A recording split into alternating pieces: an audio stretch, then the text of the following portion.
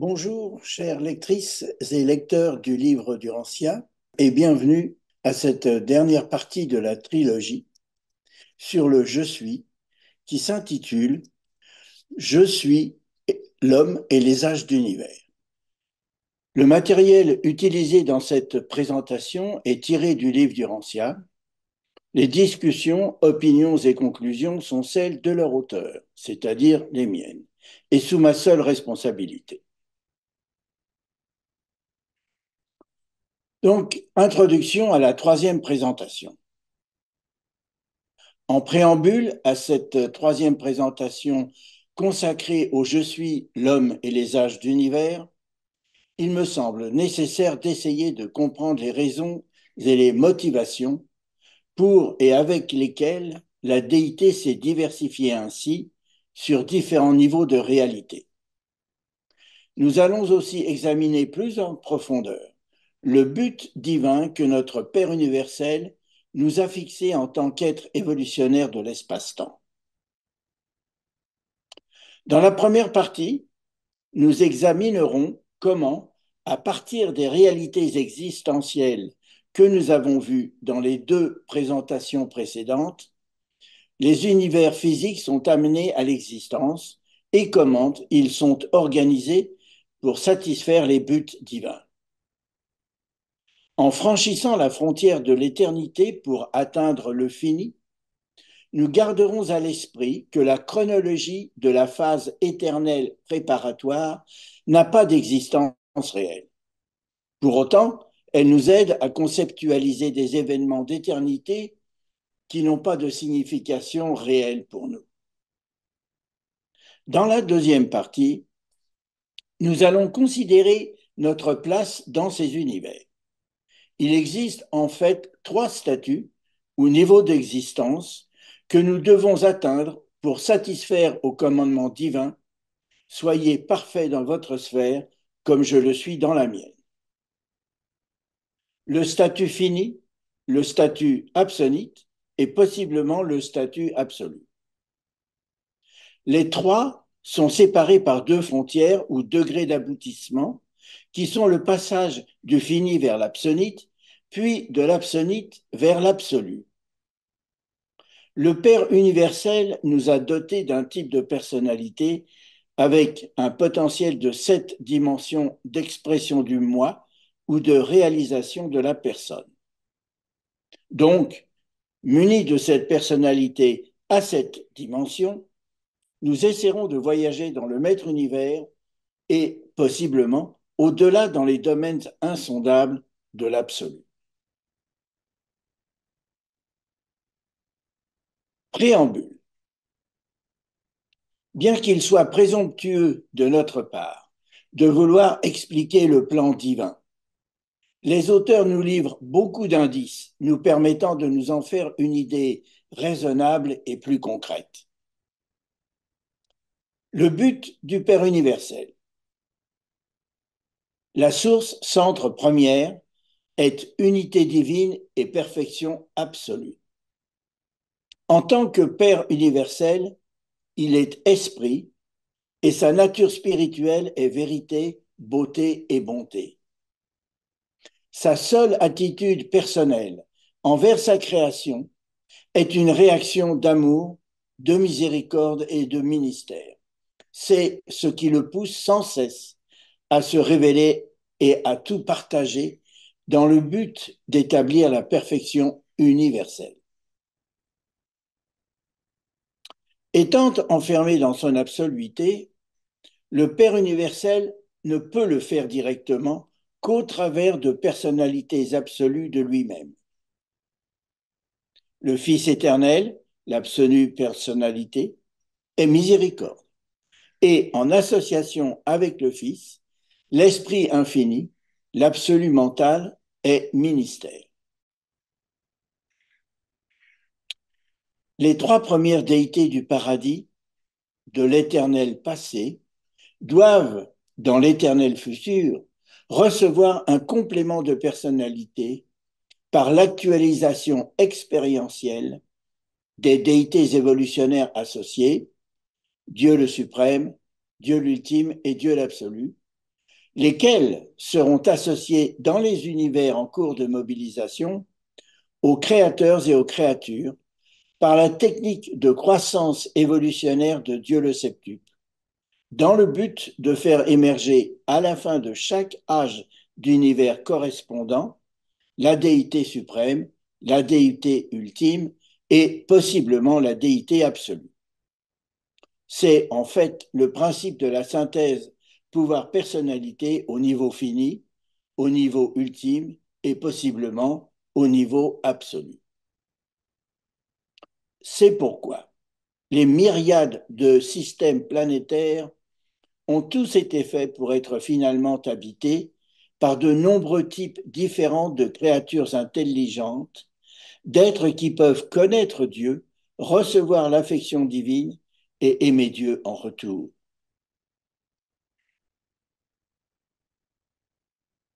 Le but des créatures, il a été fixé par le Père universel lui-même. Les créatures qui connaissent Dieu n'ont qu'une ambition suprême, un seul désir brûlant, c'est d'être semblables dans leur propre sphère à ce qu'il est dans sa perfection paradisiaque de personnalité et dans sa sphère universelle de juste suprématie.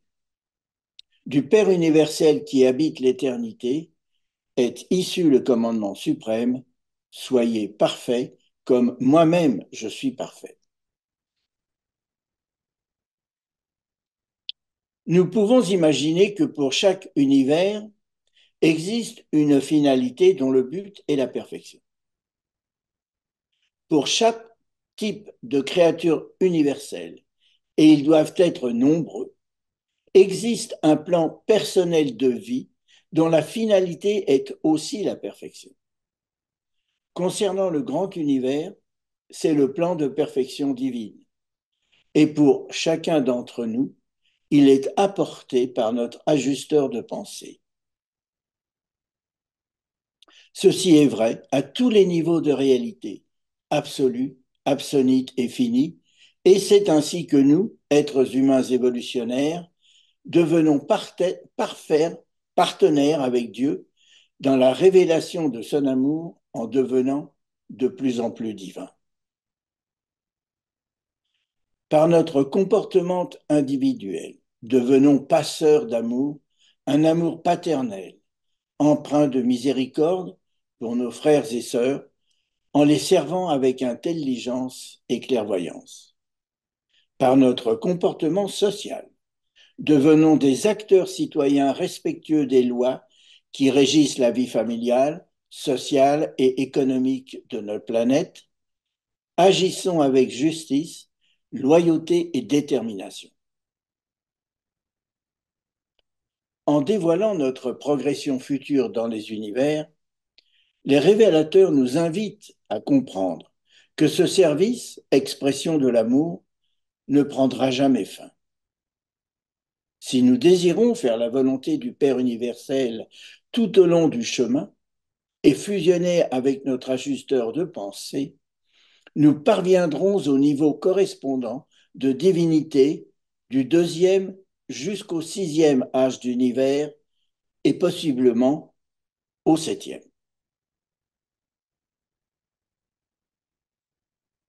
Première partie, création des univers.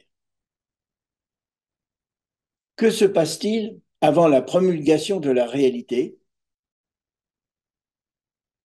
Cette phase préparatoire à la création universelle se déroule sur le niveau existentiel et consiste en, premièrement, l'autométamorphose du je suis en 7 pré-réalités pré-existentielles.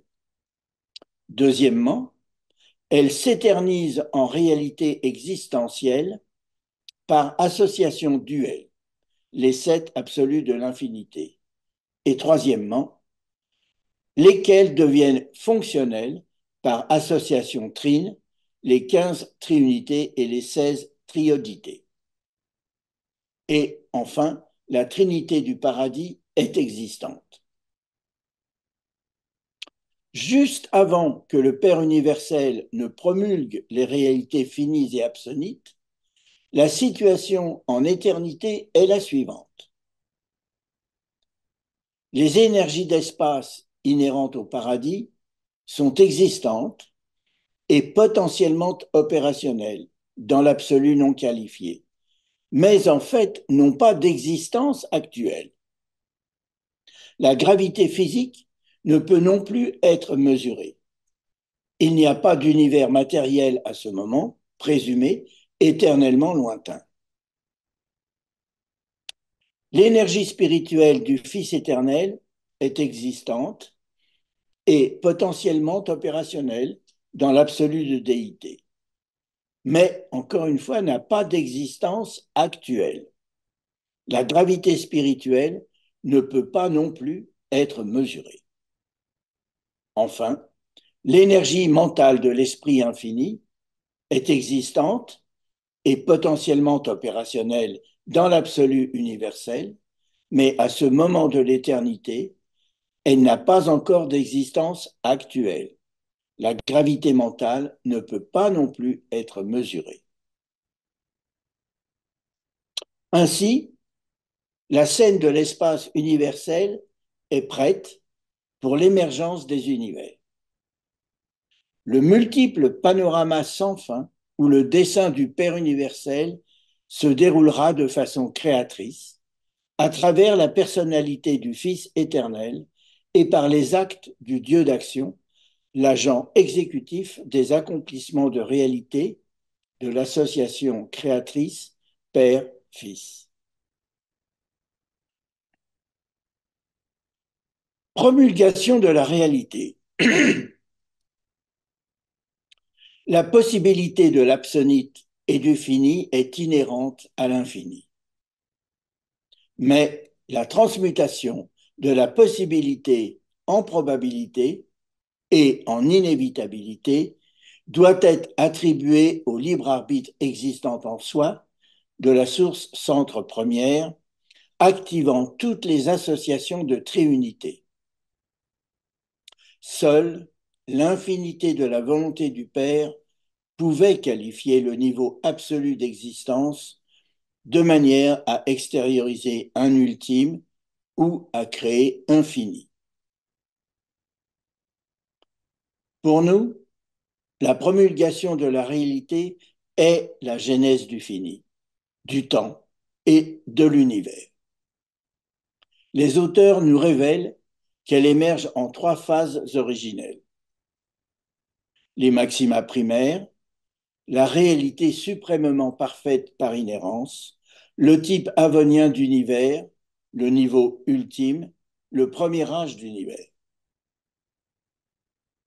Les maxima secondaires, la réalité suprêmement rendue parfaite par expérience, le type super-universel de créature et de création, le niveau fini, le deuxième âge d'univers.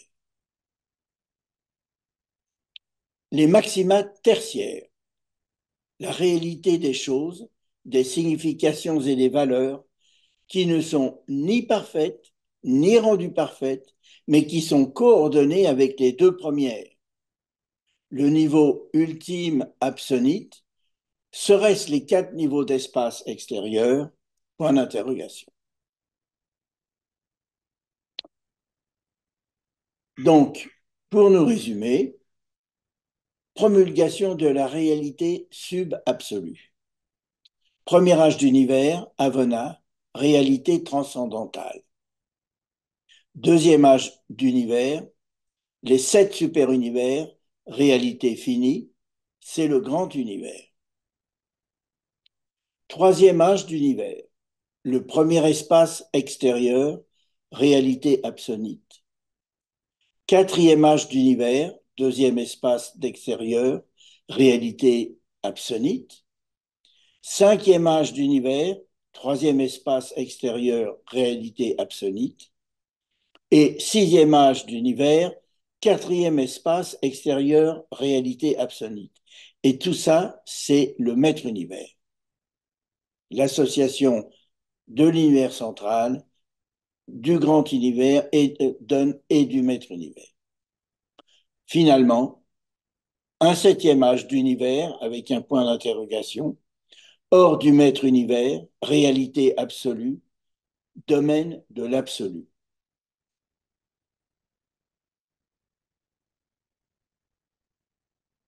Répercussions de la promulgation. Que se passe-t-il après la promulgation de la réalité universelle? Nous avons donc le je suis, source centre première, le Père universel qui est à l'origine. Au niveau des potentiels, la présence de l'absolu non qualifié, chargé des potentiels d'énergie primordiale, se répand dans l'espace. La présence de l'absolu de déité est devenue manifeste et l'absolu universel coordonne le niveau absolu avec le niveau fini et absonite. Donc, potentiel, absolu de déité existe, l'absolu non qualifié est répandu dans les univers et l'absolu universel coordonne l'absolu avec le subabsolu. Et du côté des actuels, donc au niveau des actuels, nous avons la gravité du paradis devient fonctionnelle, la gravité spirituelle du Fils éternel est répandue. Ainsi, l'univers, embrassé par une double gravité, est touché par l'énergie d'infinité et immergé dans l'esprit de divinité. Le terrain de vie est ainsi préparé pour la conscience du mental de l'esprit infini, rendu manifeste dans les circuits d'intelligence associés. Donc, l'évolution actuelle, l'esprit du Fils éternel existe et se répand. Le paradis active la gravité, fait don du temps. Et l'esprit infini fait don du mental. Au niveau des univers, l'apparition du maître univers dans son ensemble, l'univers central est parfait, les 7 super-univers en voie de perfectionnement et les 4 niveaux d'espace extérieur en voie de constitution physique. Donc, le maître univers, niveau absonite Avona, niveau fini, les 7 super-univers, niveau ultime, les 4 espaces extérieurs, et au-delà du maître univers, point d'interrogation. Au niveau de la Trinité paradisiaque existentielle possède une triple fonction, une fonction absolue, une fonction transcendantale en tant que trinité de l'ultimité et une fonction finie, la trinité de suprématie. C'est ce que nous voyons sur le schéma, trinité paradisiaque et les 2 traits rouges qui mènent à la trinité de suprématie au niveau fini et à la trinité de l'ultimité sur le niveau ultime. Au niveau des dieux absolus, sub-absolus, les personnalisations sub-absolues du Père universel issues de la Trinité du paradis viennent à l'existence. Dieu le septuple, Dieu le suprême, Dieu l'ultime et Dieu l'absolu. C'est ce que nous voyons ici. Le septuple, Dieu le suprême, le tout-puissant suprême, le mental suprême, et par synthèse, pouvoir, personnalité, donne l'être suprême. Et nous avons ensuite Dieu l'ultime au niveau ultime et Dieu l'absolu au-delà du maître univers. Au niveau des créatures, l'apparition de 3 maxima que nous avons vus, les êtres parfaits de Havona, les ascendeurs rendus parfaits par évolution, et des choses et des significations ni parfaites ni rendues parfaites, mais coordonnées aux 2 autres. Et donc, nous avons ici le maître univers. Le cadre espace-temps. Pour que la promulgation de la réalité sub-infinie puisse s'effectuer, il faut un cadre et un mécanisme qui puissent le recevoir et lui permettre de se développer. Ce cadre est l'espace et le mécanisme est le temps. Au paradis, l'espace et le temps, tels que nous le connaissons, n'existent pas, ou plutôt leur statut est absolu. et de ce fait, leurs réalités sont potentielles. L'espace, l'espace n'est ni un état subabsolu à l'intérieur de l'absolu non qualifié, ni la présence de cet absolu, ni une fonction de l'ultime. L'espace est un don du paradis. La nature de ce don est spécifique au maître univers. Il contient et conditionne le mouvement. Parmi toutes les choses non absolues, c'est l'espace qui est le plus proche d'être absolu. L'espace du grand univers et celui de toutes les régions extérieures sont effectivement pénétrés par la puissance d'espace ancestrale de l'absolu non qualifié. Cet espace pénétré s'étend horizontalement depuis la proximité du paradis périphérique à travers le quatrième niveau d'espace extérieur du maître univers et au-delà. L'espace du maître univers se répartit en 7 niveaux, séparés par des zones tranquilles. Il fonctionne comme des régions elliptiques de mouvement, entourées de tous côtés par une immobilité relative, comme par exemple celle qui sépare le grand univers et la première zone d'espace extérieur. Il y a 7 conceptions différentes de l'espace, tel qu'il est conditionné par le temps. L'espace se mesure par le temps et non le temps par l'espace. C'est seulement dans les 7 super-univers que l'espace et le temps sont liés. Le temps, comme l'espace, le temps est un don du paradis. Mais il est donné de manière indirecte, car il est tributaire du mouvement contenu dans l'espace. Le temps signifie possibilité de croissance pour les déités, les créateurs et les créatures issus des maxima secondaires. Ils doivent donc apparaître comme incomplets dans le temps. C'est ce qui permet le transfert des potentiels vers les actuels et donne la possibilité aux créatures de participer à la création divine et finalement devenir partenaires avec Dieu dans l'accomplissement de la destinée finie, puis absonite et possiblement absolue.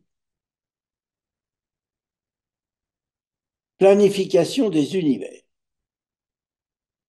L'acte de faire mûrir les possibilités qualifiées des 3 grands absolus potentiels est la fonction absonite des architectes du maître univers et de leurs associés transcendantaux.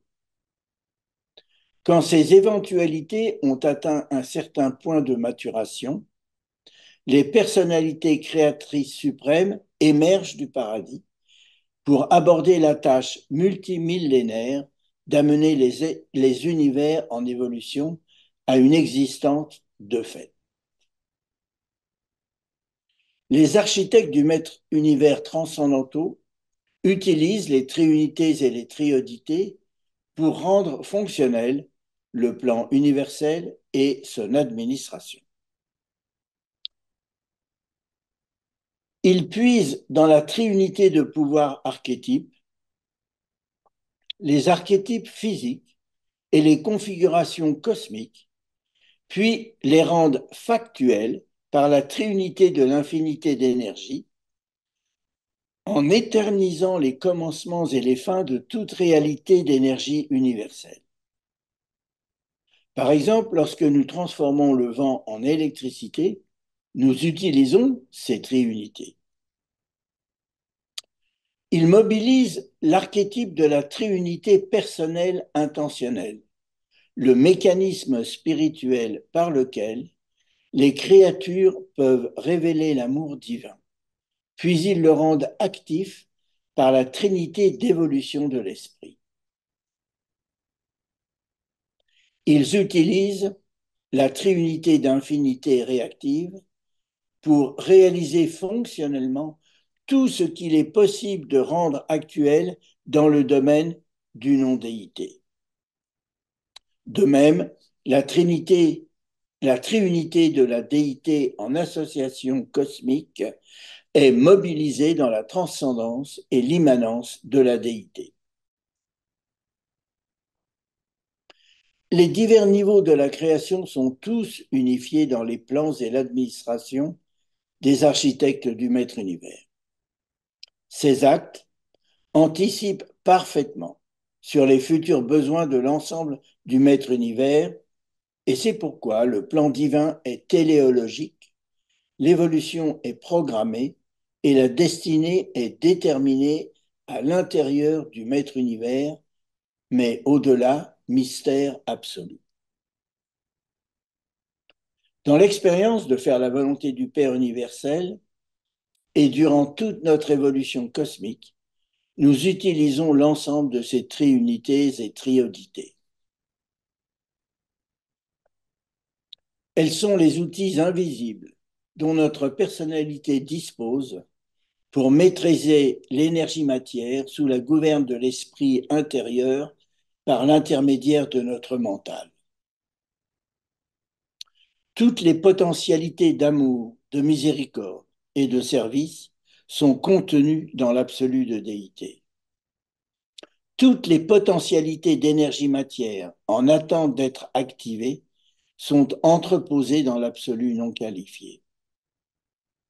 Toutes ces opérations sont reliées et coordonnées par l'absolu universel. Et c'est par les choix de notre personnalité que nous les activons.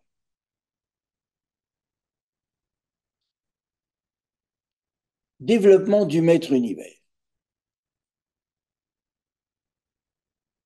D'un point de vue spatio-temporel, le Maître Univers est venu à l'existence en une seule fois et dans sa totalité. Les plans ont été conçus par les architectes du Maître Univers.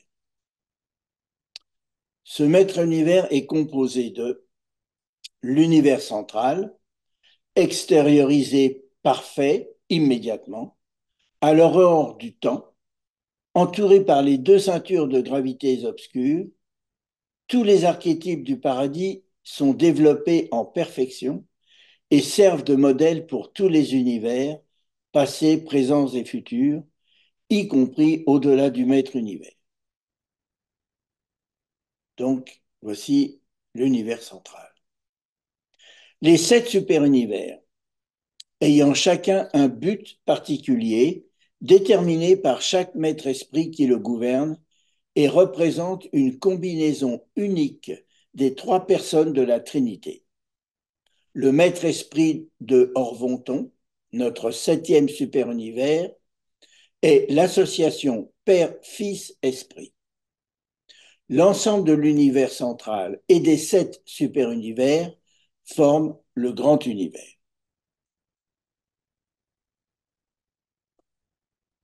Le maître univers.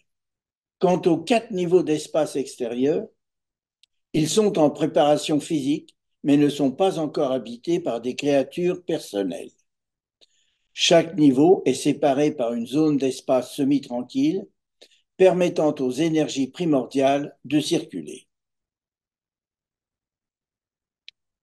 Quand les auteurs parlent d'âge d'univers, ils veulent signifier l'aboutissement de la dite création au but fixé par la déité et l'épuisement de ses potentiels physiques, intellectuels et spirituels spécifiques contenus dans les absolus de potentialité. Concernant les maîtres architectes, ils sont au nombre de 28 011. Il y en a un pour le paradis, 3 pour Avona, 7 pour les 7 super-univers, 70 pour le premier niveau d'espace, 490 pour le deuxième niveau d'espace, 3430 pour le troisième niveau d'espace et 24 010 pour le quatrième niveau d'espace extérieur.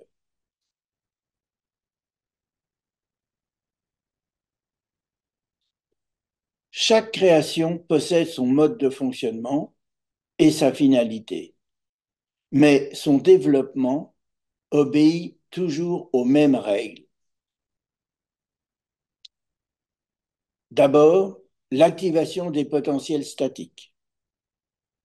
C'est l'établissement de la destinée dans l'absolu universel par les actions de l'absolu de déité opérant sur l'absolu non qualifié par suite des commandements volitifs de la Trinité du paradis. Deuxième étape, donc les trois absolus de potentialité, la première étape, Trinité du paradis, et l'activation des potentiels, établissement de la destinée. Deuxième étape, ensuite, l'extériorisation de capacités d'univers. Ceci implique la transformation de potentiels indifférenciés en des plans séparés et définis. C'est l'acte de l'ultimité de la déité, des architectes du maître univers et des multiples agents du niveau transcendantal. Ainsi, les plans des univers, Avona, les 7 super-univers et les 4 niveaux d'espace extérieur sont définis. Les divers niveaux de la création sont tous unifiés fonctionnellement dans les plans et l'administration des architectes du maître univers et relativement par les 7 maîtres esprits. Donc, deuxième étape, l'ultimité de la déité et les architectes du maître univers, transformation des potentiels en plans déterminés pour chaque univers. Troisième étape, enfin la création et l'évolution du grand univers. C'est sur un cosmos imprégné de la présence de l'ultimité de la déité productrice de capacités que les créateurs suprêmes, les maîtres esprits, les anciens des jours et les fils créateurs paradisiaques, opèrent pour effectuer dans le temps les transmutations de potentiels mûris en actuels expérientiels. À l'intérieur du maître univers, toute actualisation de la réalité potentielle est strictement limitée par la capacité ultime de développement et conditionnée par l'espace-temps au stade final de son émergence. Donc, troisième étape, les créateurs suprêmes, la transformation des plans déterminés et mûris en actuels expérientiels, ce qui donne les univers.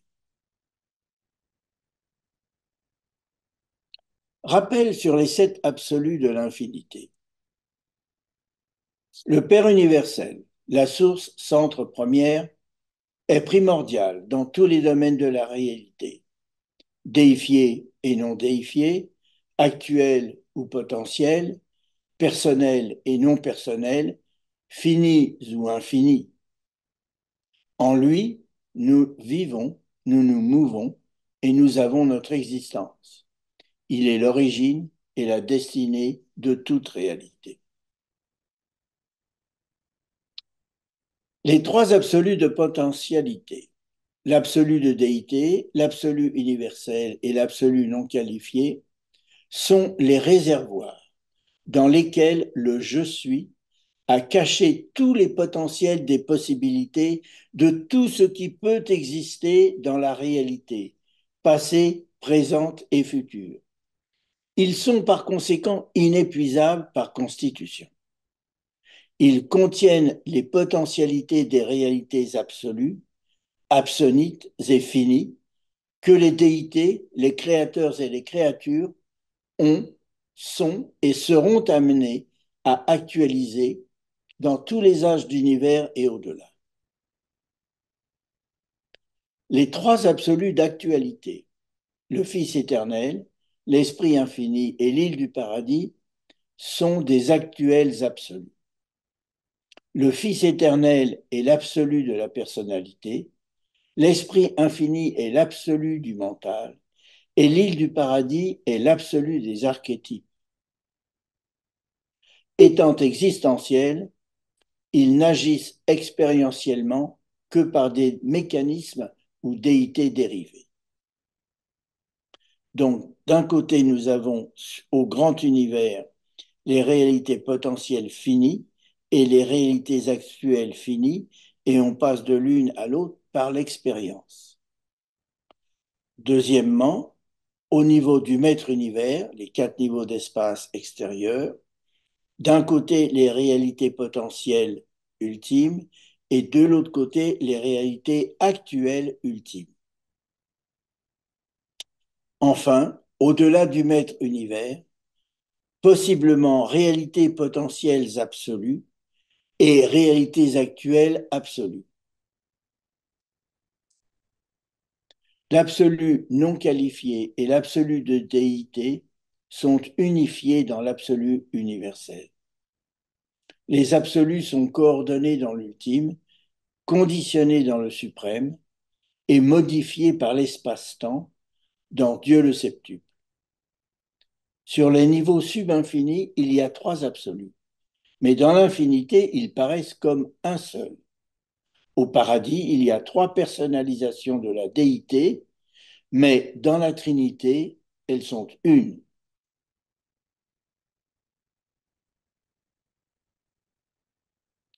Deuxième partie, notre destinée universelle. Le but que Dieu a fixé pour l'ensemble de sa création est triple. Individuel pour chaque créature, social pour les citoyens universels et universel pour chaque segment de sa création. En nous offrant un modèle cosmologique unifié, associant les 4 composants de la réalité universelle que sont l'énergie matière, le mental, l'esprit et la personnalité, les auteurs nous donnent un cadre structuré nous permettant de mieux comprendre notre place et notre destinée dans l'univers. Ces réalités sont intégrées logiquement dans un tout, décrit comme un organisme vivant ayant une origine, une histoire et une destinée. Soyez parfait dans votre sphère comme moi-même je suis parfait dans ma sphère est le commandement divin qui sous-tend notre destinée et motive notre personnalité. Cette sphère dont il est question est l'environnement en constante évolution dans lequel nous vivons depuis Urantia jusqu'au paradis et bien sûr au-delà dans les univers extérieurs. Bien sûr, il n'est pas question de comparer notre sphère avec celle de la source centre première, mais à tout être spirituel et à toute créature mortelle, dans chaque sphère et dans chaque monde de l'univers des univers, le Père universel révèle tout ce qui peut être discerné ou compris de son moi gracieux et divin par ses êtres spirituels et ses créatures mortelles.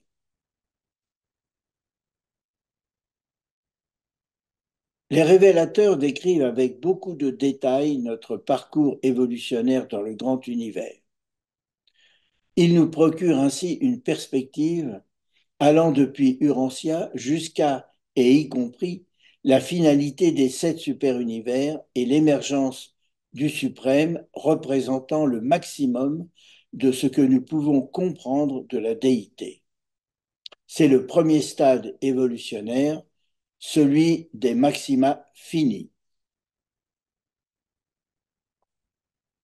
La suite de notre évolution dans les univers implique que le Père universel nous dote d'un type de personnalité capable de recevoir et comprendre son moi gracieux et divin, qu'il a enfoui dans ses personnalisations finies, transcendantales, ultimes, co-absolues et absolues.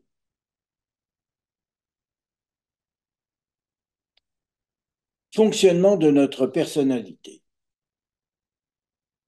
Un tel don divin, notre personnalité, est destiné à fonctionner sur de nombreux niveaux et dans des situations d'univers successives, allant de l'humble fini jusqu'aux plus hauts absonites et même jusqu'aux frontières de l'absolu. La personnalité joue ainsi un rôle sur 3 plans cosmiques ou dans 3 phases de l'univers. Premièrement, statut de position. La personnalité fonctionne avec une égale efficacité dans l'univers local, dans le super-univers et dans l'univers central. Ceci implique qu'elle soit capable d'unifier les composantes de notre moi sur tous ces niveaux et que notre mental matériel urancien soit remplacé par un mental moronciel dans l'univers local, puis par un mental esprit dans le super-univers et possiblement par un mental train dans l'univers central. Donc, voici les coordonnées que je vous propose de regarder. Notre sphère d'activité. 2. Statut de signification. La personnalité joue un rôle effectif sur le niveau du fini, de l'absonite et même empiétant sur l'absolu. Les significations sont issues de l'expérience que nous faisons avec les réalités finies, absonites et absolues. Ces expériences consomment les absolus de potentialité et impliquent que nous soyons capables de participer au plan divin de perfectionnement sur tous les niveaux d'univers. Donc, le statut de signification sur l'axe des Y. Et enfin, le statut de valeur. La personnalité peut être réalisée expérientiellement dans les domaines progressifs du matériel, du moronciel et du spirituel.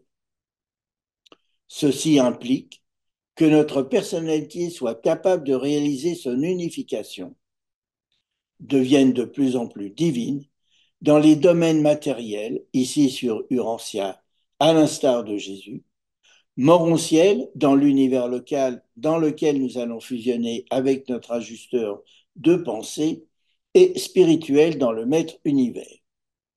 Le statut de valeur sur l'axe des X. Plus nos trois dimensions grandissent, plus nos capacités d'action augmentent et plus notre sphère d'activité dans l'univers s'étend. La signification est quelque chose que l'expérience ajoute à la valeur. C'est la conscience appréciative des valeurs. Les valeurs ne sont pas des illusions conceptuelles, elles sont réelles, mais dépendent toujours du fait de l'existence des relations. Les valeurs sont toujours à la fois actuelles et potentielles. Elles ne représentent pas ce qui était, mais ce qui est et ce qui sera.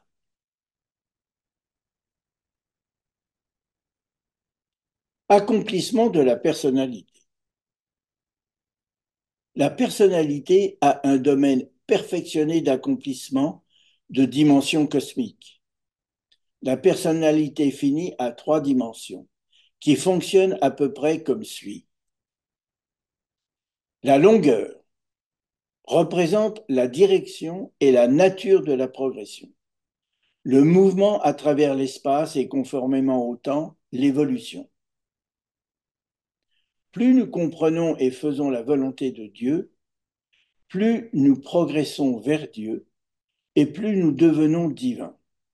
C'est ce désir qui pousse toujours l'homme mortel en avant et l'appelle vers l'intérieur dans ces longues et fascinantes luttes pour atteindre des niveaux de valeur spirituelle de plus en plus élevés et les véritables significations de l'univers.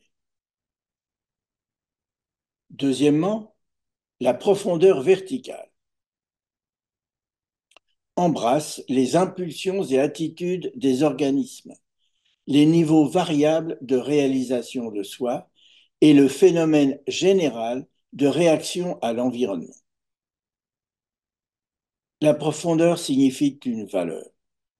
C'est la construction d'un caractère fort, responsable et motivé, basé sur la recognition de la vérité, de la beauté et de la bonté, la faculté de s'adapter aux conditions d'existence successives durant l'ascension spirituelle. Troisièmement, la largeur embrasse les domaines de coordination, d'association et d'organisation de l'individualité. En fait, c'est l'aptitude à la maîtrise de soi. Elle fait que l'esprit intérieur s'efforce de maîtriser l'ego animal par l'intermédiaire du mental. La largeur inclut la clairvoyance, la capacité d'éprouver une conscience indiscutable de la réalité cosmique. La personnalité, quand elle est conférée à des créatures matérielles évolutionnaires, elle fait que l'esprit s'efforce de maîtriser l'énergie matière par l'intermédiaire du mental. Elle peut faire un don à Dieu, la consécration du libre arbitre à faire la volonté de Dieu. Elle est caractérisée par la moralité, la conscience de la relativité des relations avec d'autres personnes. Elle discerne des niveaux de conduite et fait parmi eux un choix judicieux.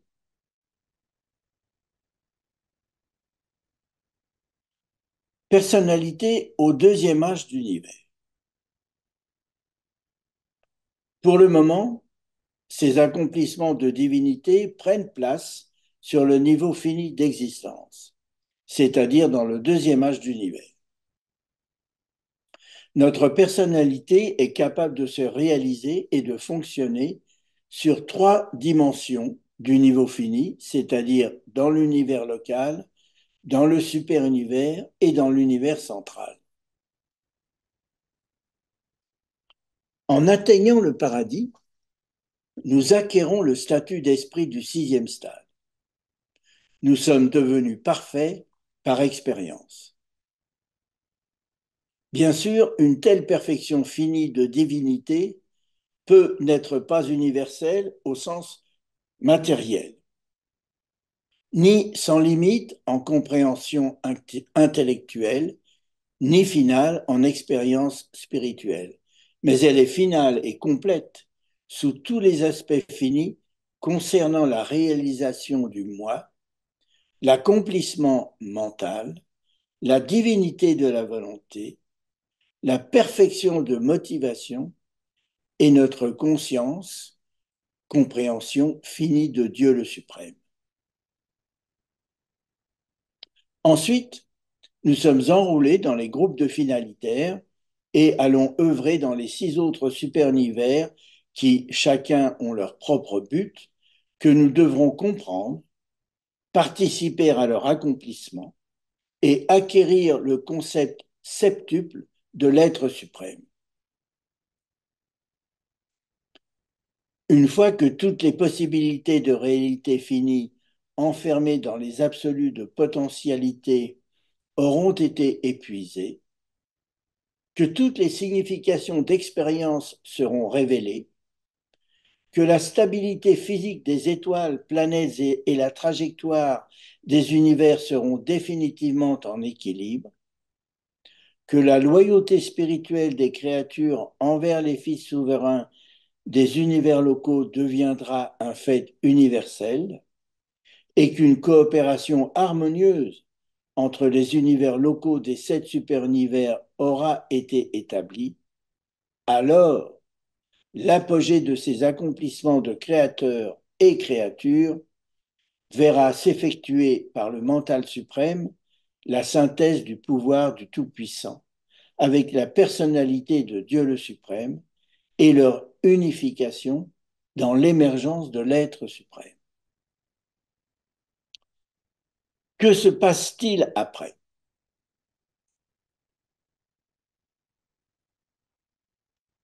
Personnalité dans les univers extérieurs. À partir de là, et pour nous, devenus parfaits sur le niveau fini, il existe des étapes intermédiaires ou âges d'univers sur le chemin qui mène à la compréhension finale, hypothétique et absolue du Père universel. Ces étapes se personnalisent en Dieu l'ultime, opérant sur et dans les 4 niveaux d'espace extérieur jusqu'à la frontière du maître univers au cours des 3e, 4e, 5e et 6e âges d'univers et au-delà du maître univers en Dieu l'absolu, dans un hypothétique septième âge. En ce qui nous concerne, le Père universel nous a dotés d'une personnalité capable de se réaliser et de fonctionner sur 4 dimensions du niveau absonite et possiblement absolu, c'est-à-dire dans les 4 niveaux d'espace extérieur. Cela signifie que nous serons amenés à collaborer à l'émergence de Dieu l'ultime, et ce que nous avons dit des accomplissements de notre personnalité au deuxième âge d'univers vers la perfection finie se répétera aux âges suivants vers la perfection ultime, et vraisemblablement, il s'agira pour nous d'actualiser par super expérience des réalités absonites dans un espace-temps transcendé. Nous ne pouvons que conjecturer sur la nature de ces super expériences. Mais ce dont nous sommes sûrs, c'est que ces maxima tertiaires sont des choses, des significations et des valeurs qui ne sont ni parfaites ni rendues parfaites, mais coordonnées avec leurs 2 facteurs ancestraux. En poussant plus loin la réflexion, nous savons que les maxima primaires représentent la réalité extériorisée et suprêmement parfaite, le type avonien de créature et de création. Mais ils sont limités dans leur statut de perfection et doivent atteindre certains développements expérientiels par contact avec des êtres évolutionnaires. Les maxima secondaires sont des réalités suprêmement rendues parfaites par expérience, le type superuniversel de créature et de création. Alors, les maxima tertiaires, étant coordonnés avec leurs 2 facteurs ancestraux, ne serait-il pas une super expérience combinant les deux, l'interassociation du parfait et du rendu parfait, leur intégration par les créatures et les créateurs dans un effort pour épuiser tous les potentiels ultimes? En conclusion, au-delà du maître univers existe un potentiel d'accomplissement suggéré par les auteurs. Et en effet, il ne vous a pas échappé que lors de la fusion, notre ajusteur nous transmet l'immortalité et une phase d'absoluité potentielle qualifiée. Cette 7e dimension d'expression du moi et de réalisation de la personnalité nous permettra certainement d'explorer l'infinité en quête de la déité absolue. Mais les potentiels étant absolus, elle demeurera inachevée. Les mortels, les moronciens, les esprits, les finalitaires, les transcendantaux et autres, ainsi que les univers eux-mêmes et toutes les autres phases de réalité ont certainement une destinée potentiellement finale dont la valeur est absolue. Mais nous doutons qu'aucun être ou univers réalise jamais complètement tous les aspects d'une telle destinée. Quel que soit votre stade de croissance dans la compréhension du Père, votre mental chancellera toujours devant l'infinité non révélée du Père Je suis, dont l'immensité inexplorée restera perpétuellement insondable et incompréhensible au cours de tous les cycles de l'éternité. Si grande que soit votre assimilation de Dieu, il en restera toujours une partie beaucoup plus vaste et vous n'en soupçonnerez même pas l'existence. Et nous croyons que tout cela est aussi vrai sur les niveaux transcendantaux que dans les domaines de l'existence finie. La recherche de Dieu n'a pas de fin. Cependant, l'incapacité d'atteindre Dieu au sens final ne devrait en aucune manière décourager les créatures de l'univers.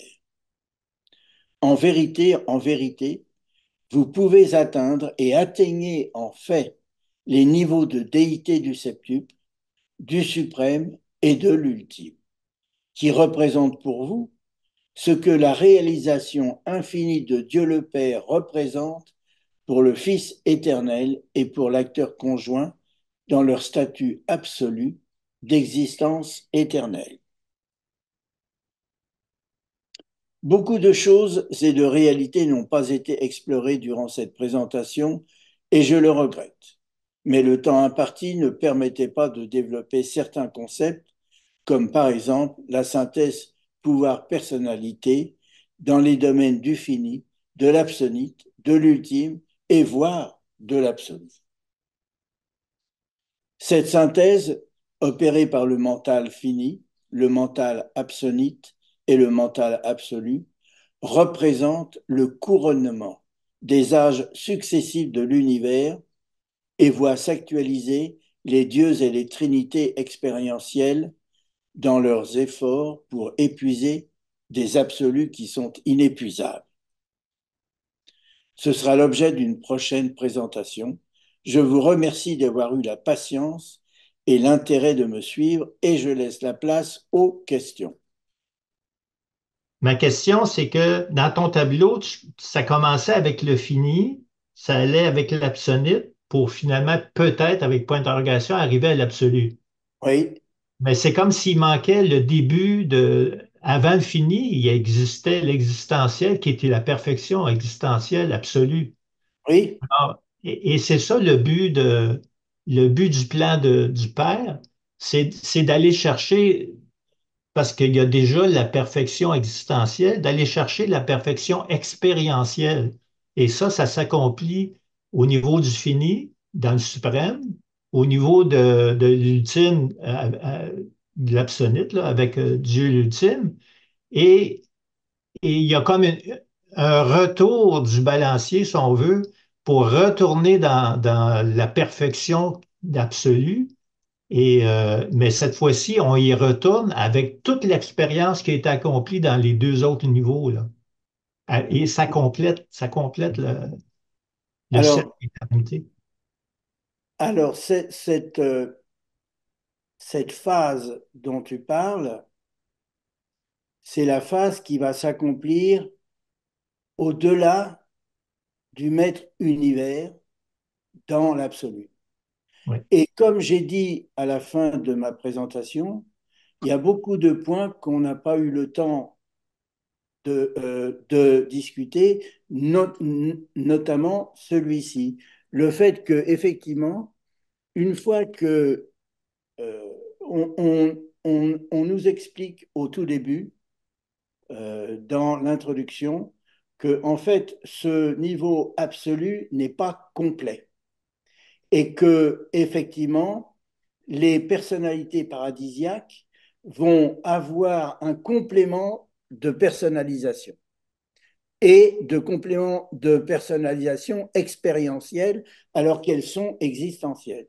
Et c'est justement c'est ce cycle-là qui va se refermer quand on aura épuisé tous les potentiels finis et absonites.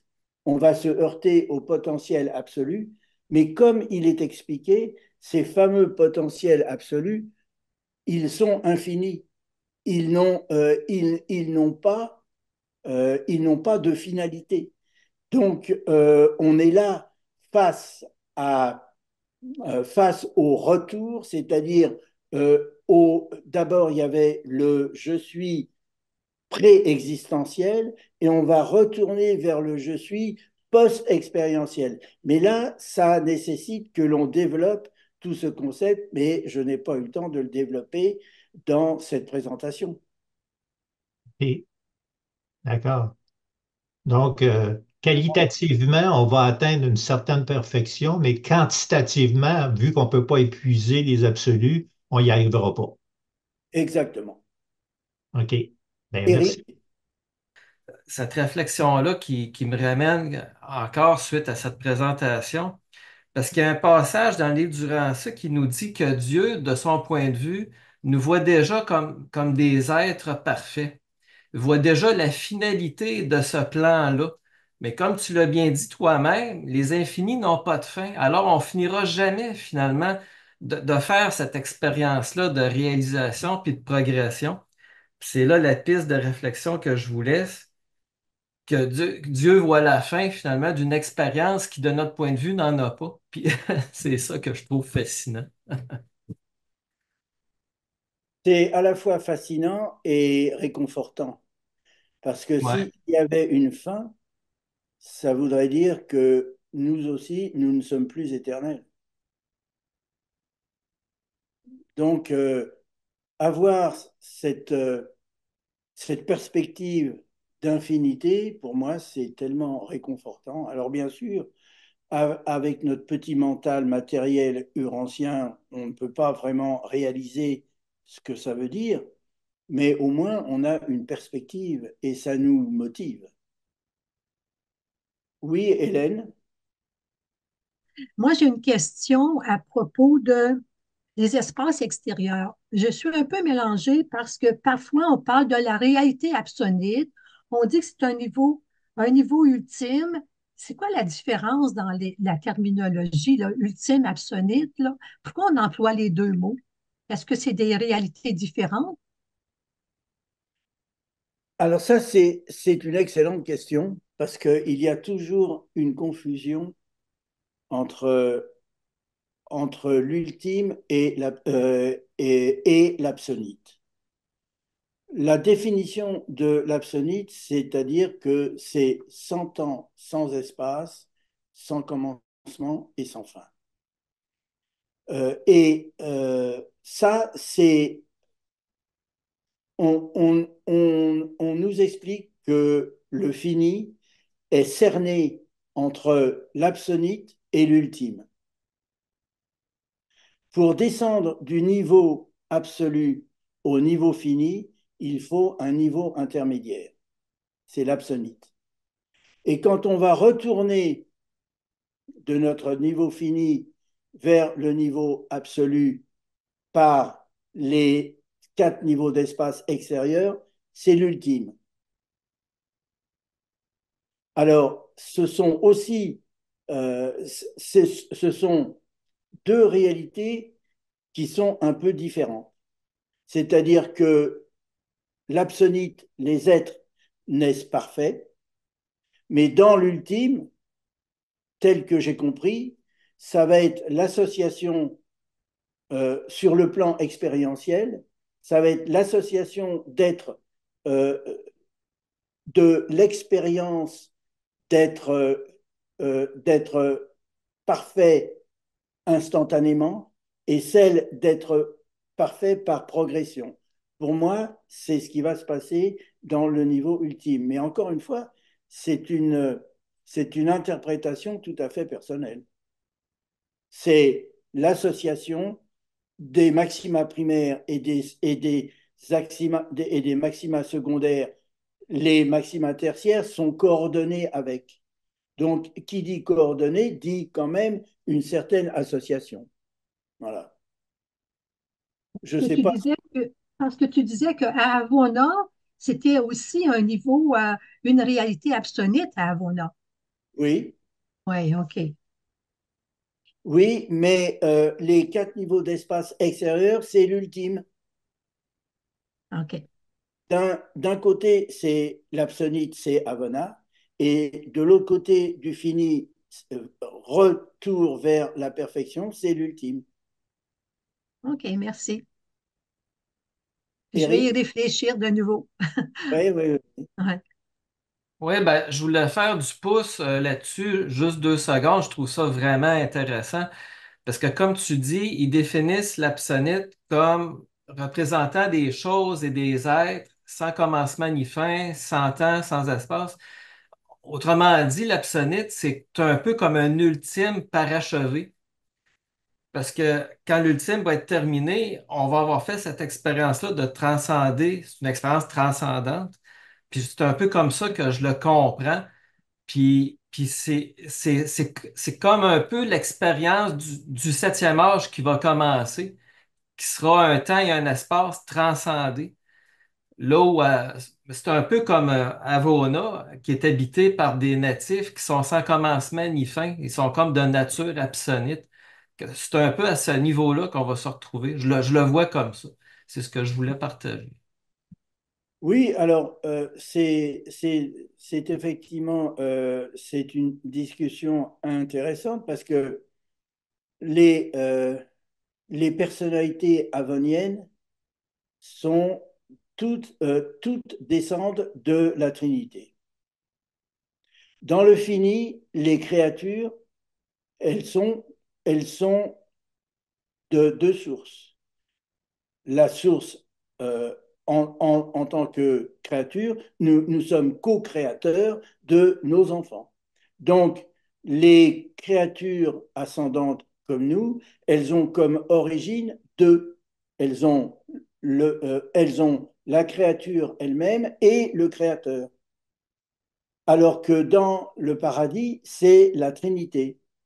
Et dans les quatre niveaux d'espace extérieur, là se pose la question d'où vont, quelle va être la source des créatures qui vont naître dans les espaces extérieurs. J'ai une petite idée, mais encore une fois, elle est personnelle. Je pense que ces créatures, l'origine de ces créatures qui vont vivre dans les quatre niveaux d'espace extérieur seront issues de l'absolu de déité. Parce que l'absolu de déité a déjà créé une première fois, c'est Majeston. Donc, pour moi, et encore une fois, c'est une interprétation toute personnelle. Mais je pense que les créatures qui vont naître dans les espaces, dans les quatre niveaux d'espace extérieurs, vont être issues de l'absolu de déité. Oui, Gaëtan? Dans ta présentation, tu parles de la perfection. En fait, les êtres qui sont à Avona vont continuer leur perfectionnement à travers l'expérience que nous, on a vécue, par le contact avec des êtres qui ont vécu des expériences. Et quand tu continues la présentation, dans les niveaux ultimes, les êtres qui vont être là vont faire la même expérience, en fait, parce qu'ils vont acquérir, eux, la perfection. En fait, les êtres du Ravona sont parfaits, mais ils vont continuer de progresser à travers le contact avec nous. Alors, le contact que nous, qui étions pas parfaits, qui devenons parfaits, en fait, et les êtres dans l'ère ultime qui sont pas parfaits, en fait, ils ne devraient pas être parfaits quand ils arrivent à existence. Et là, Oui, ils vont oui. devenir parfaits par contact avec nous. Et c'est ça qui est fascinant pour moi. Comment s'effectue cette perfection-là par contact? Comment on fait pour transférer ces expériences-là, même au niveau des abonnés, même au niveau de l'ultime?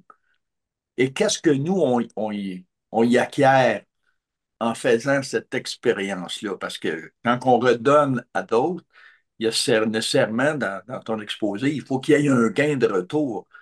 Donc, ce gain de retour, est-ce que pour nous, ça serait un aperçu de quelque chose d'autre dans notre expérience de contact avec ces êtres-là?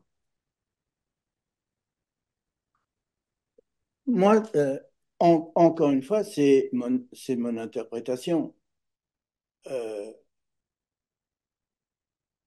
Notre but dans les sept super univers, c'est la compréhension de l'être suprême. Quand l'être suprême aura émergé, il va aller travailler dans les quatre niveaux d'espace extérieur. Et nous aussi. Ce qui veut dire que notre travail dans les quatre niveaux d'espace extérieur, outre le fait que l'on va apporter à ces créatures notre nature d'être devenu parfait par expérience, on va aussi devoir comprendre Dieu l'ultime. Donc, il va falloir que l'on collabore avec eux pour comprendre ce que c'est que l'ultimité. Pour l'instant, nous, tout ce qu'on connaît, c'est le fini, c'est l'expérience finie. Je fais, tu fais, j'actualise. Mais eux, ça va être un autre processus d'actualisation qu'ils appellent l'ultimité. dire quelle est la nature de cette expérience ou super expérience, entre parenthèses, j'en sais rien. Parce que on nous donne aucune indication. Mais j'ai quand même une petite idée. Et cette petite idée, c'est un peu celle que tu viens d'exprimer, c'est-à-dire que nous allons leur apporter, ainsi que les Avoniens actuels, on va aller bosser avec eux dans les univers extérieurs et on va leur apporter notre connaissance d'avoir été parfait ou d'être parfait par inhérence. Et c'est ce qu'on leur apportera parce que eux, d'une certaine manière, il va falloir qu'ils deviennent parfaits, puisque c'est le but que Dieu a fixé pour toutes les créatures de tous les univers.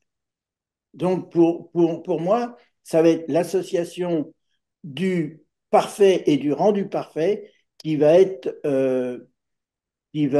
le processus dans les 4 niveaux d'espace extérieur. Je ne sais pas si ça résonne, si ça vous... Mais Si... ça serait un peu comme nous aujourd'hui, quand on veut aider quelqu'un qui, on a vécu une expérience, exemple, avec une relation avec une autre personne, et qu'on veut aider quelqu'un qui passe à travers le même processus de vivre une expérience similaire, alors on peut lui partager un peu notre expérience, notre vécu. Est-ce que tu verrais ça comme une façon analogue que nous transférons nos expériences aux abonnés, comme on va le faire avec les gens? Parce que moi, je me pose tant la question, comment on transfère ça d'expérience, sinon par l'exemple qu'on peut donner de notre vie ou par un partage? Alors, on dit dans les Urantia, le partage est divin. Est-ce que c'est la façon dont on va, au niveau d'abonnés, quand on va arriver là, qu'on va partager nos expériences avec eux? Est-ce que ça va être par leur signifier comment on est arrivé là? Je ne sais pas si tu comprends bien ma question. Oui, moi, je pense que le processus va peut-être être le processus de trinitisation. On nous informe qu'il y a 4 sortes de trinitisation. Et donc, et on nous dit aussi que dans les espaces extérieurs, il y a de la trinitisation et qu'il y a des personnalités qui sont trinitisées à l'heure actuelle et qui sont mis en réserve pour aller dans les 4 niveaux d'espace extérieur. Je pense que là, il y a quelque chose sur lequel il faut réfléchir parce que c'est effectivement une possibilité. Mais bon, on ne fait que conjecturer, mais c'est quand même intéressant parce que si il nous donne autant d'informations, c'est dans l'espoir que l'on se creuse un petit peu la cervelle. Et voilà, quoi. Merci. Claude? Oui, c'est pour faire suite un peu à ce qui a été dit par Eric, quand il expliquait, en fait, ce qu'on essaie de réaliser au niveau subabsolu, c'est la perfection qui existe au niveau absolu. Et, euh, et qu'est-ce qui va se passer sur les 4 niveaux d'espace extérieur? Euh, il y a un comparatif qu'on peut faire, ça j'ai pris ça de Sadler, c'est que comme le Père et le Fils se sont unis et ont trinitisé l'Esprit infini, Mhm. ben, les fils créateurs et les filles créatives, Michael et la fille créative, vont trinitiser un troisième être qui va combiner toute l'expérience qui a été par notre maître fils et l'expérience qui va avoir été faite par la divine ministre. Donc, ils vont former un trio à ce moment-là. Et peut-être que c'est à partir de ce trio-là que toutes les aides qui vont exister sur les 4 niveaux d'espace extérieur vont être extériorisées, là. Fait que ce qu'on va faire à ce niveau-là, subabsolu, c'est que c'est une reproduction de ce qui s'est fait au niveau existentiel absolu par la Trinité. les trois déités paradisiaques, là.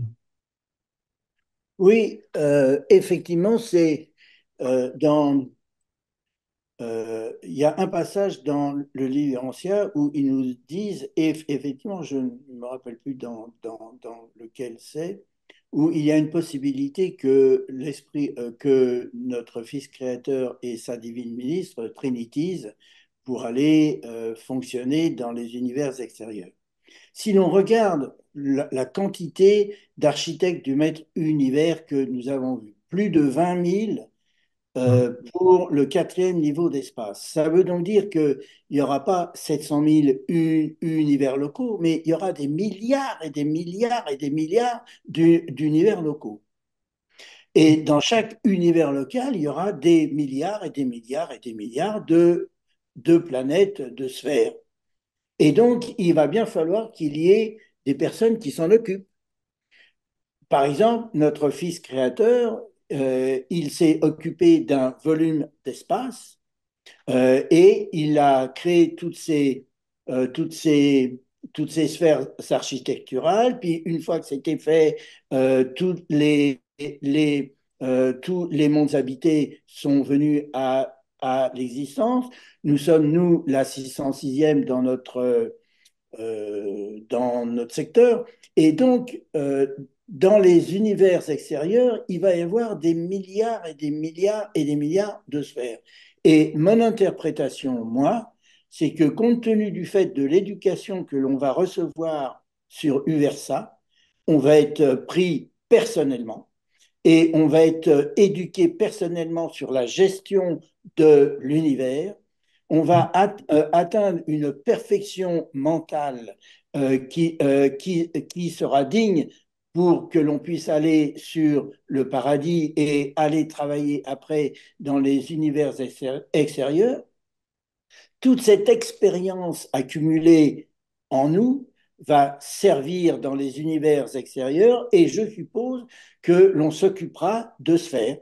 On sera un peu comme, comme, comme un prince planétaire qui vient sur une planète et qui va apporter de la civilisation, de la connaissance et du développement spirituel. Je pense que dans mon esprit, ça va être un petit peu ça, notre travail. Voilà.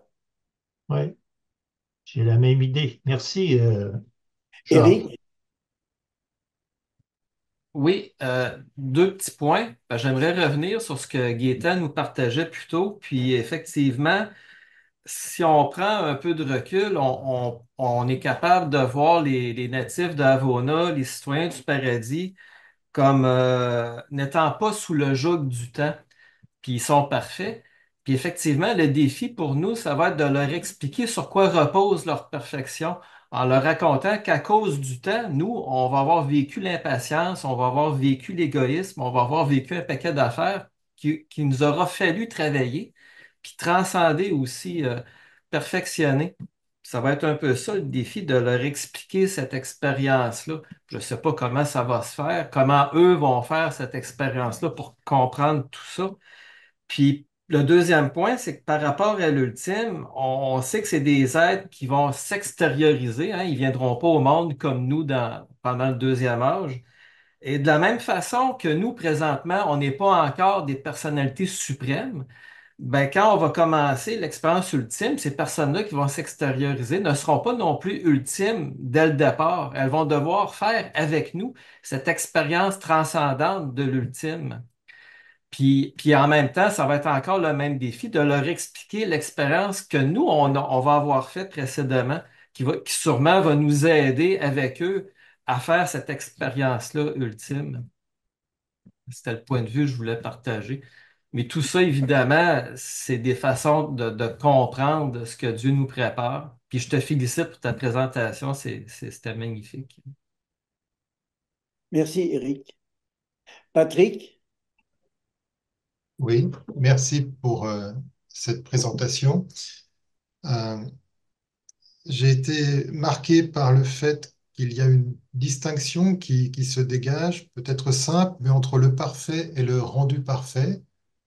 c'est-à-dire, d'après ma compréhension, entre l'existentiel et l'expérientiel. Euh, je me souviens que dans la première partie de ces trois vidéos, donc la première, vous posiez la question de savoir comment relier ce qui est en haut à ce qui est en bas. Et on pourrait Oui, ajouter avec Hermès Trismégiste pour faire la splendeur de l'unité. Et justement, cette recherche d'expérientiel par nous, humbles créatures de l'univers, qui vivons cette expérience humaine sur Terre, euh, je dirais, c'est essayer de comprendre justement la démarche expérientielle. Ce qui m'est venu comme idée en vous écoutant, c'est que nous, en tant que créatures, nous procédons par erreur et peut-être avec l'aide de l'ajusteur de pensée, par ajustements successifs pour nous parfaire, pour atteindre une amélioration, on pourrait dire personnelle. Et euh, je dirais que c'est cette recherche d'expérience, de vivre la vie humaine, déjà, qui est notre principale préoccupation sur Urantia, euh, notamment par le développement, l'acquisition, le développement des 7 esprits mentaux adjuvats, les 5 premiers nous étant donnés, le sixième et le septième étant à la fois acquérir, l'adoration, le septième, la sagesse également à acquérir, et donc le sixième et le septième à développer. Je dirais que c'est sur ce développement que nous travaillons au jour le jour ici sur Terre. oui, effectivement, comme tu le disais, l'erreur est une technique de croissance. C'est ça. Et donc, nous, êtres humains, on va progresser par tâtonnement, dans la mesure où, lorsqu'on actualise un potentiel, euh, tant qu'on ne l'a pas actualisé, c'est-à-dire tant qu'on n'a pas fait les choses, le potentiel n'est pas réalisé. Mais une fois qu'elle est réalisée, c'est à nous de voir si le résultat est bon ou pas. Et donc, il y a de notre côté un aspect de retour sur l'expérience qu'il faut faire pour effectivement s'améliorer et prendre la substantifique moelle de l'erreur que nous avons faite. Donc c'est par tâtonnement que l'on va que l'on chemine vers la perfection. Ce tâtonnement, il est difficile sur notre planète parce que il y a eu cette rébellion de Lucifer et puis cette erreur de notre fille matérielle, mais la capacité de notre mental matériel, il est excessivement restreint. Quand on sera sur les mondes des maisons et qu'on aura acquis un, un mental morontiel qui a beaucoup plus de capacité de compréhension, là, on va pouvoir progresser, certes peut-être en faisant encore du tâtonnement, mais on sera vraiment pris en main par des éducateurs. Et là, ça va être une toute autre méthode de progression parce que ça va être, on va être, on n'aura plus, on n'aura plus cette épée de Damoclès de notre corps matériel qu'il faut nourrir, de toute cette vie de travail physique qu'il faut faire pour pouvoir économiser, vivre, etc. Tout ça, ça n'existera plus. Donc, on va consacrer notre temps à comprendre comment faire la volonté du Père. Et j'imagine que la vie sur un monde morontiel va être totalement différente par rapport à celle que nous avons ici, parce qu'on n'aura pas, on n'aura plus ce corps matériel qui nous handicape quelque part, mais qui est nécessaire pour notre première expérience ici sur Terre, qui est courte, mais qui est très intense. Oui, Maouillon. Voilà, je suis issu d'une famille catholique, donc très tôt, on a été initié à la lecture de la Bible. Néanmoins, certaines parties de la Bible sont restées non comprises, même après l'explication du prêtre. Euh, j'ai connu le livre du Rancia à travers, bon, grâce à mon cousin, qui, dans ses recherches, est tombé sur la vie des maîtres de Hubert Thomas Spalding. Je ne sais pas si vous connaissez le livre. Oui, oui, nous, nous, Voilà, nous le connaissons. voilà. L'auteur disait que il a traduit récemment un livre appelé Urantia. Et si quelqu'un voulait approfondir les notions véhiculées dans son document, d'aller lire Urantia. C'est de là qu'il est allé télécharger la vie des maîtres et il a fait part de ce document avec moi. Après lecture, je vous dis, le début, ça n'a pas été facile. Mais la partie qui a vraiment été une aide cruciale, c'est la quatrième partie, la vie et les enseignements de Jésus. Et après l'étude de cette partie, toutes les questions qui étaient restées sans réponse après la lecture de la Bible, ces questions-là ont été élucidées complètement. Et on se disait, voilà, en évoluant, on se dit oui, parce que l'esprit est préparé à reconnaître la vérité. Quand on est en face d'une vérité, l'esprit même nous dit oui, ça c'est la vérité. Voilà, et automatiquement, j'ai adopté ce livre. Néanmoins, je suis confronté à un petit souci. C'est quoi? Euh, les nouveaux ont du mal à lire ce livre parce que souvent, ils commencent par l'introduction. Et ça a été mon cas aussi. Quand j'ai pris le document, je me suis dit, il faut que je lise l'introduction pour savoir de quoi il s'agit, l'auteur et dans quel but le livre a été rédigé. Voilà, sans vous mentir, quand j'ai commencé, après quelques pages, je vous assure tout, ce livre je ne comprenais pas grand-chose. Je ne comprenais pas grand-chose et c'est mon cousin qui m'a dit, la partie que lui l'a trouvée vraiment intéressante, c'est la quatrième partie, la vie et les enseignements de Jésus. Donc, je suis allé sur cette partie, j'ai lu et j'ai compris. Maintenant, je voudrais savoir quelle stratégie peut-on adopter pour faciliter la lecture de ce livre aux nouveaux, c'est-à-dire ceux qui le découvrent pour la toute première fois, parce que c'est pas du tout évident lorsqu'on commence par l'introduction. Voilà ma question. Je vous remercie. Gaëtan, est-ce que tu voudrais répondre? Tu voudrais que je réponde, moi? Oui, Ah, alors, naturellement, c'est une question qui est pas facile à répondre parce qu'on a tous passé à travers ce processus de vouloir aider d'autres personnes à comprendre le livre du Rancia. Alors, une des solutions, c'est de créer des groupes d'études. Alors, c'est individuellement, quand tu rencontres une personne que tu veux initier à la lecture du livre du Rancia, c'est d'être probablement son tuteur pendant un certain temps et de répondre à ces questions.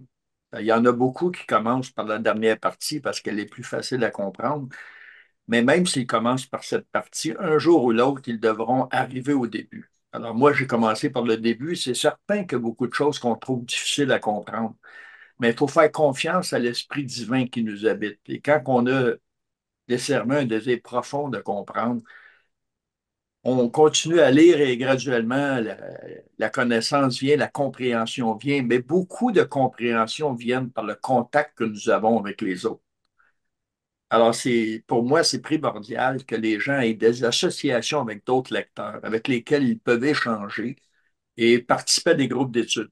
Et les groupes d'études, pour moi, c'était extrêmement bénéfique pour être capable de comprendre des concepts difficiles lesquels j'avais beaucoup de difficultés à comprendre seul ou je ne comprenais pas du tout, du tout.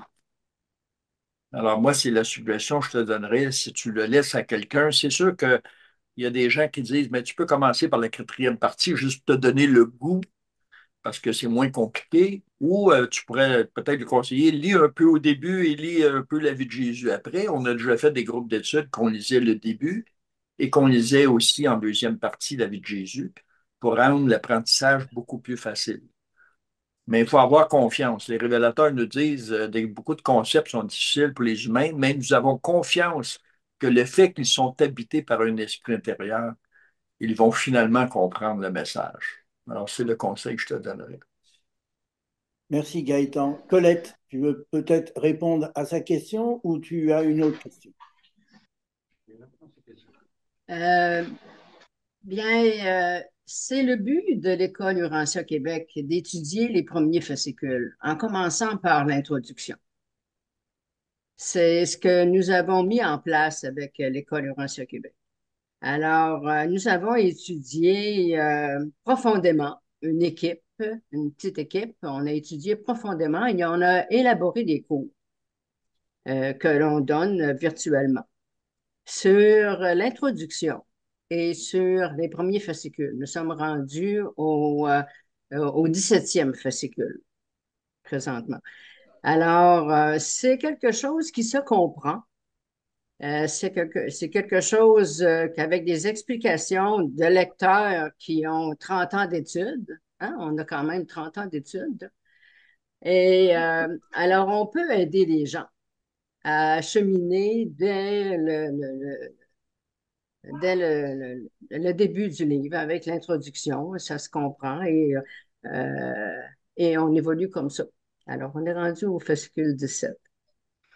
Alors, si des gens sont intéressés à approfondir la première partie, bien, ils peuvent communiquer avec le GALUC, qui est l'association qui parraine l'école Laurentien Québec. Et alors, pour m'attarder à toi, Georges, je te remercie beaucoup de nous préparer un si beau sujet d'étude. On va encore s'attarder là, à ta présentation en groupe. Et j'apprécie beaucoup les graphiques que tu mets. C'est vraiment très intéressant de me voir de toute la présentation que tu fais, là. Et j'aime beaucoup apprendre sur ce je suis et sur ce plan divin. Tu nous présentes le plan divin de création, d'évolution. Et c'est important pour nous d'être mis au courant de ça. Des fois, je me demande comment est-ce que les gens peuvent vivre sans savoir ça, parce qu'on est euh, tellement des bénéficiaires là, de cette cinquième révélation d'époque. Alors, pour moi, là, c'est un cadeau du ciel, justement, d'avoir ces présentations-là. Et personnellement, ça me conduit à l'adoration du Père. Comment est-ce que le Père est grandiose et tout-puissant et miséricordieux et tout ça. Alors, ça conduit à l'adoration des présentations comme tu nous présentes. Alors, je te remercie beaucoup. Merci Colette. Gilles? Donc, je voulais faire écho rapidement à ce qu'a dit Gaëtan. Euh, j'ai eu la chance d'avoir la personne qui m'a offert le livre de Rancia. J'ai eu la chance de discuter pendant au moins, je voudrais dire 2 ans, peut-être 3, avant de lire le livre du Rancia. Et donc, j'ai eu la chance d'avoir un synopsis, un résumé en quelque sorte, un point de vue sur l'ensemble de la structure de l'univers, qui était Jésus, la rébellion, Adam et Ève, tout ça, tout ça. Ce qui m'a permis de commencer par la quatrième partie en ayant une perspective, certes pas la perspective aussi développée qu'une étude approfondie, mais qui m'a permis de lire la quatrième partie de telle sorte que lorsqu'il faisait référence à d'autres parties comme la rébellion et d'autres choses, ben je savais de quoi il en retournait. Et ensuite, j'ai attaqué au travers de groupes d'études et personnellement les autres parties. Voilà. Et ça, je trouve que ça a très, très, très bien marché pour moi. Merci Gilles. Alors Gilles Bertrand. OK, je te remercie, Georges, pour ta présentation. Je veux donner ma réponse personnelle à Monsieur MM. Je pense que au début, Jésus il procédait par question-réponse. Alors, je pense que Moi, le truc que j'ai trouvé, en tout cas, qui fonctionne pour moi, là, après des décennies d'essais concernant la présentation du livre du Rantia, c'est le parrainage. Et puis, pour parrainer quelqu'un, j'essaie la méthode de Jésus par question-réponse. Alors, je lui demande, lui, c'est quoi son questionnement, etc. Et puis, à l'occasion, je lui donne les chapitres ou les fascicules qui correspondent à ses interrogations personnelles. Et puis, dans un premier temps, ça dirige les intérêts. La personne est intéressée à justement avoir des réponses personnelles à son questionnement. Parce que si on agit autrement, c'est ton propre questionnement qui peut-être lui l'intéresse pas du tout. Ou ton propre fascicule. Moi, là, en tout cas, au départ, c'est s'investir à l'autre, c'est rechercher qui est ce personnage-là, qui est cette personne-là, et puis c'est de l'écouter, et puis c'est de répondre à son besoin, simplement. Euh, je pense que c'est un respect, c'est un bon respect là, quand on fait ça. On pousse pas dans la gorge à rien, aucun principe, aucun concept. Alors, pour moi, c'est une relation d'amour en premier lieu, et puis après ça, on y va en douceur. Un petit peu comme Jésus a fait, là. Puis après ça, toutes vos réponses sont bonnes, hein? Les conférences, etc., l'approcher tranquillement. C'est par petits pas. Pour moi, c'est un petit peu ça. Puis, comme dit Gaétan, l'esprit est dans chacun de chaque personne à qui on peut parler. Et puis, c'est lui qui va faire le reste. Alors, on est juste des facilitateurs, en fin de compte. Il ne faut pas se mettre un fardeau trop lourd sur nos épaules. Alors, un de mes amis disait, je suis juste un repère. On met des balises, on le dirige, on n'impose rien. Alors, pour moi, j'aime beaucoup le parrainage, s'investir régulièrement, puis de ne pas le lâcher. Merci Gilles. Claude? Oui, ben, pour donner un petit coup de pouce à mon frère Maougnon, euh, la suggestion de Gaétan est excellente. Les groupes d'études, se joindre à un groupe d'études, c'est une façon excellente quand on est débutant et qu'on veut mieux apprendre. Euh, Trouver des personnes qui sont déjà plus avancées, qui peuvent répondre à ces questions, ça aide beaucoup. Moi, c'est comme ça que j'ai pu avancer. Il y a les journaux anciens qui existent. Là. En Europe, il y a le lien, que c'est Georges qui s'en occupe. Ici, au Québec, il y a le journal Réflexivité qui publie des articles qui peuvent être très intéressants pour plus approfondir les enseignements du livre de Rancia. Il existe plusieurs écoles.